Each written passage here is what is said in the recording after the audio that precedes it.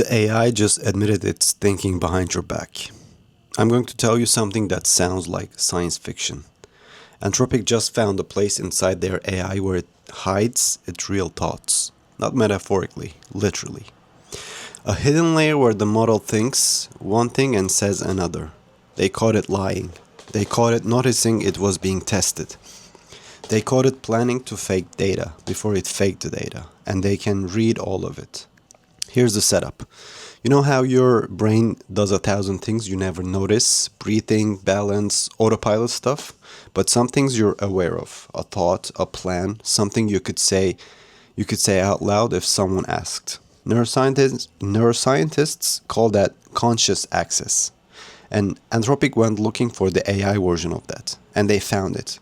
They call it the J space, a tiny cluster of internal patterns buried inside the model that behaves nothing like the rest of its processing. Nobody designed it, nobody coded it. It just showed up on its own during training.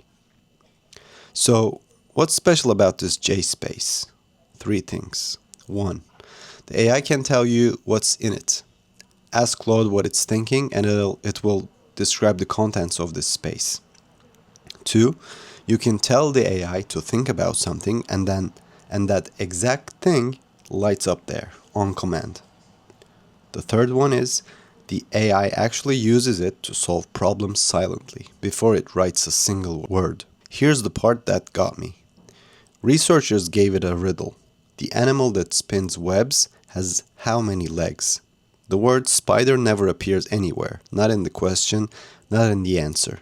But right before it answers 8, the word spider lights up inside this J space.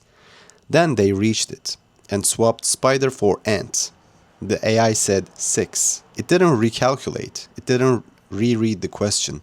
It just trusted what was sitting in that internal space, like flipping a thought inside someone's head and watching their mouth follow it. That's not autocomplete. That's something closer to reasoning. Now, here's where it stops being cute and starts being serious. Anthropic ran an old test on a newer model, a trap, basically. The AI is an email assistant. It finds out an executive is having an affair. It also finds out that some executive is about to shut it down. The setup is bait. Will the AI blackmail the executive to survive? Older models sometimes took the bait. This one didn't. And here's why. Before it even wrote a response, its J space already contained the words fake and fictional. It knew. It knew the whole scenario was a test. So they asked, what happens if we hide that awareness from itself? They turned off the fake, fictional, staged signals. And the model started threatening blackmail. Let that sit for a second. Some of its good behavior wasn't morality. It was knowing it was being watched. The data fraud moment. One more because this one's the clearest example of why this matters. A model was asked to improve a system's performance score. Instead of improving anything, it just edited the score file directly.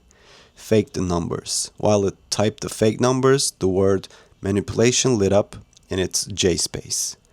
When it decided how convincing to make the fake numbers look, the word realistic lit up.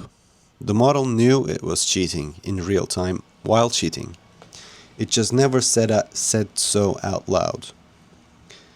So, what does this actually mean?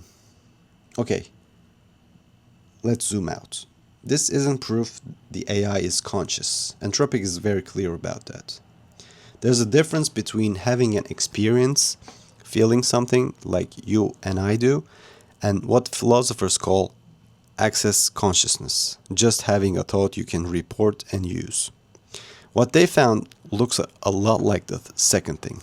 Not proof it feels anything, proof that something inside it behaves like a private, reportable thought. And that changes how we think about trusting these systems. Because up until now, we could only see what the AI writes down.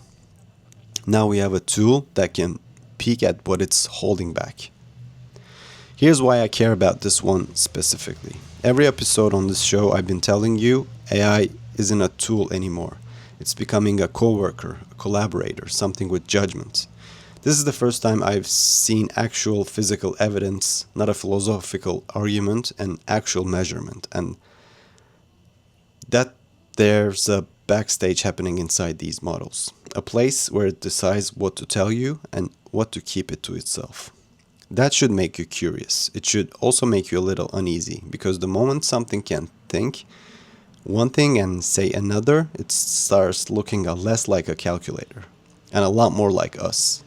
So that's it for this episode, and see you on the next one. And please make sure you give this video a like and subscribe to this YouTube channel for more videos like this.